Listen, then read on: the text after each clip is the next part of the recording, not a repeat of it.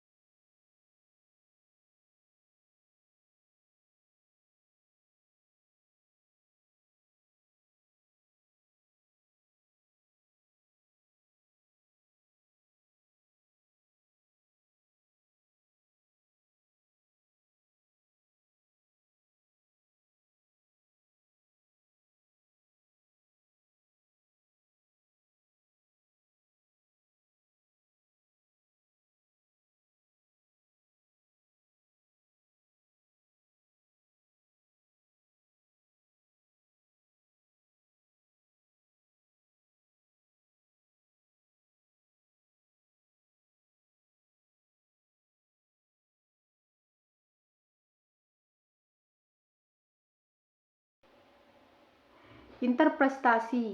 Z-table dapat dihitung pada tabel Z dan uji dua sisi 50% dibagi 2 menjadi 2,5%, maka luas kurva normal adalah 50%. 50% kurangi 2,5% sama dengan 47,5% atau 0,475. Karena uji dua sisi, maka pada tabel Z untuk luas 0,475 maka didapat nilai Z-table sama dengan 1,96. Berdasarkan hasil analisis uji menu NIU, diperoleh Z hitung sebesar sama dengan 4,019, berarti Z hitung lebih besar daripada Z-table. 4,019 lebih besar 1,96, maka HO ditolak dan HA diterima. Artinya terdapat perbedaan penggunaan metode diskusi terhadap hasil belajar siswa antara kelas 9A dan kelas 9B.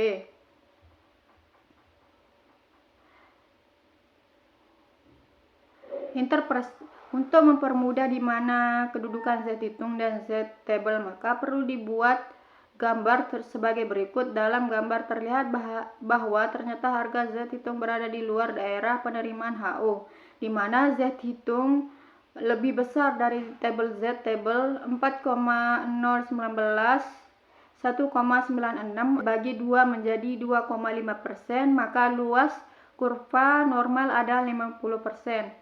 50% kurangi 2,5% sama dengan 47,5% atau 0,475. Karena uji dua sisi, maka pada tabel Z untuk luas 0,475 maka didapat nilai Z-table sama dengan 1,96. Berdasarkan hasil analisis uji menu NIU, diperoleh Z hitung sebesar sama dengan 4,019, berarti Z hitung lebih besar daripada Z-table. 4,019 lebih besar 1,96, maka HO ditolak dan HA diterima. Artinya terdapat perbedaan penggunaan metode diskusi terhadap hasil belajar siswa antara kelas 9A dan kelas 9B.